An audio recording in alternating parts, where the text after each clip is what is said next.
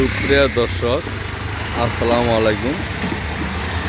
আমি এখন অবস্থান করছি টাঙ্গাইল সদরের করুটিয়া বাজারের প্রবেশপথ দুর্গা মন্দিরের পাশে। তো দর্শক, এই যে দেখেন, এই রাস্তাটা, এই যে সিমেন্ট দিয়া যেটারে ঢালাই করে, এই ঢালাইয়ের রাস্তাটা করা হয়েছে আজ থেকে 1.5 বছর আগে।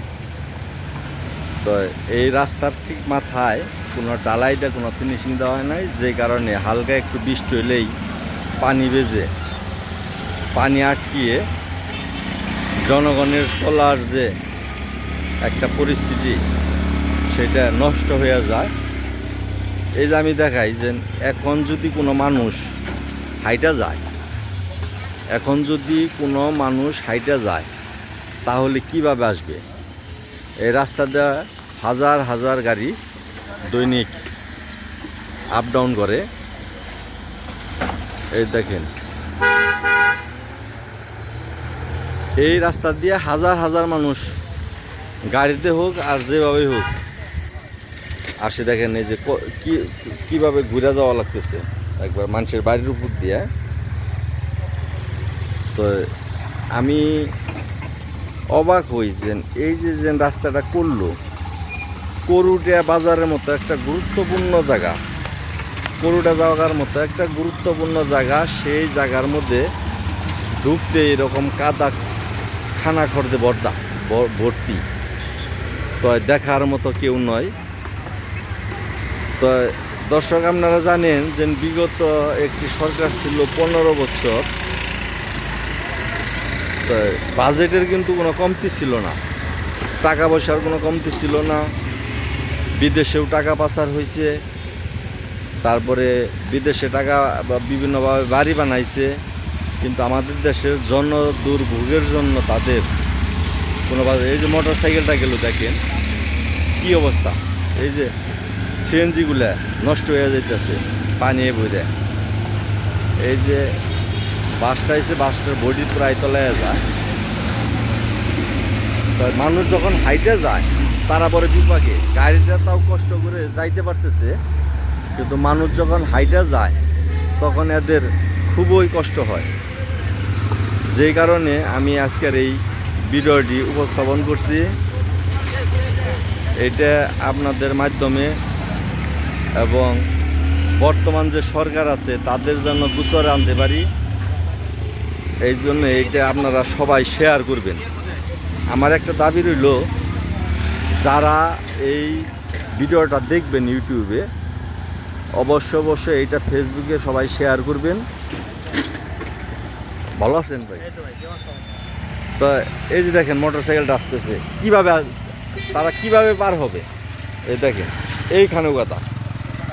তো রাস্তাতে যখন মানুষ এই যে দেখেন, এই যে সিএনজিটা উঠতে পারতেছে না কেন?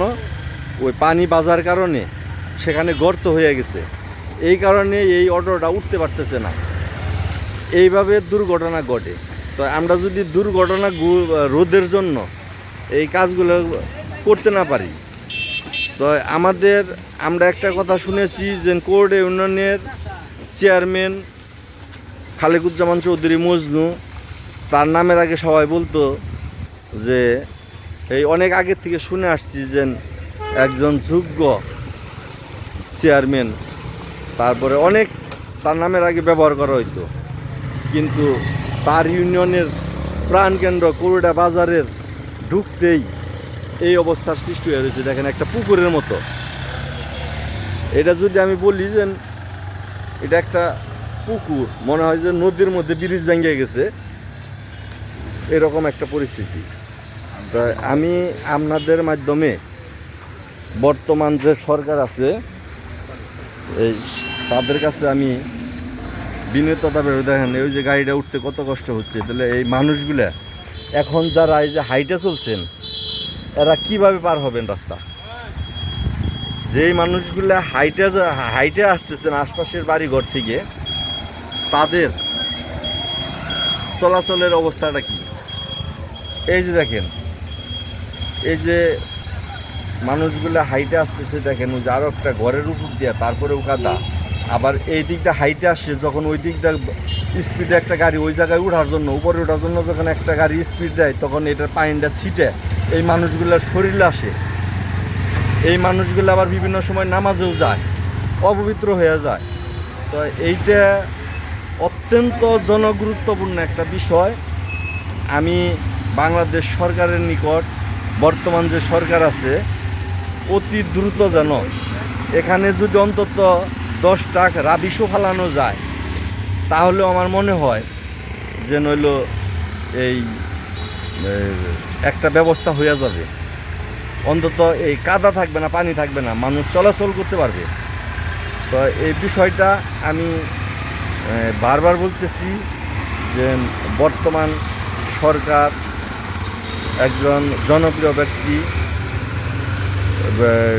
গ্রামীণ ব্যাংকের প্রতিষ্ঠাতা ডক্টর ইউনূস, ওনার যে এখন ক্যাবিনেট সদস্য যারা আছেন, ছাত্র প্রতিনিধি যারা আছেন, তো অবশ্যই এই বিষয়টা যেন জনগুরুত্ব অতি বিলম্বে যেন এই কাজটা করা হয়। যে আমি আবার দেখছি ওই যে পাঞ্জাবি পরা লোকটা গেল এই গাড়ির থেকে কাদার ছিটা লেগে গেছে তার শরীরে, এই যে ধান ব্যানটা যাচ্ছে ওই যে পানি ছিটাইতেছে। তো এই দিকটা সাধারণ মানুষগুলো পার হবে কীভাবে যারা হাইটা যাইতেছে? তো দর্শক, আমি আপনাদের মাধ্যমে সরকারের নিকট বিনীত আবেদন রাখছি যেন করুটিয়া বাজারে প্রবেশ পথে যে খানাখন্দে ভরা যে পানি জমে থাকে এটার জন্য খুব তাড়াতাড়ি একটা ব্যবস্থা হয়।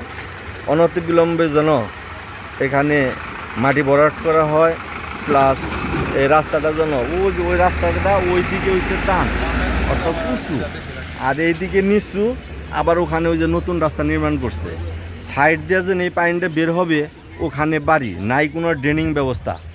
তো এইভাবে যেন একটা ড্রেনের মাধ্যমে হোক যেন খুব দ্রুত এই কাজটা করা হয়, এটা আমি বিনীত অনুরোধ রাখছি।